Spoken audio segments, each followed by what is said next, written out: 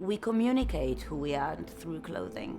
It is fundamentally a part of what we wish to communicate about ourselves. We used to have a system, a fashion system. That has absolutely nothing to do with the fashion. That's central to the story of globalization, right? I mean, the free market story is that people in poor parts of the world that don't have other options will get jobs. Those jobs are better than no jobs, to your point. I would simply point out a couple things. First, I don't think it's a zero-sum ratio. I don't think that, I mean, that's like saying this is horrible, this is slightly less horrible. And I think there's a growing group of people in the world that are saying, why couldn't we do something good? Like, why does that have to, these are profit margins that are astronomically large, like unprecedentedly large profit margins.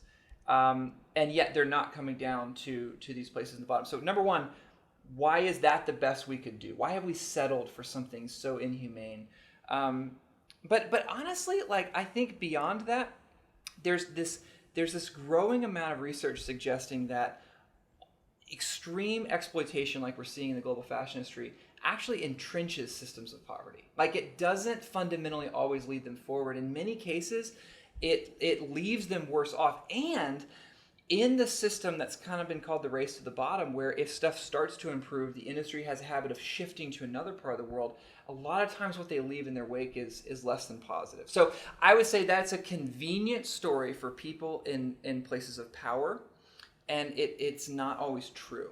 When you look back at the history of the United States, like, we had a huge textile industry, and in like 1911 there was a big fire and hundreds of women died. And after that, we had like one of the strongest unions come out of that into the 50s, where like the garment workers union was like, I mean, we've seen pictures of like where they went on these retreats, and it was like this amazing thing. And I think the problem is that we assume that countries like Bangladesh and Cambodia, that the government is like representative of the people there, and unfortunately, it's not. And so to go in and make money and say, well, it's a responsibility of the government to take care of these people. We just need them to work for us is not a fair shake. It has to either be they're going to make the clothing and we're going to make sure that they're well paid, or like we're not going to source from these countries if we're not prepared to do that.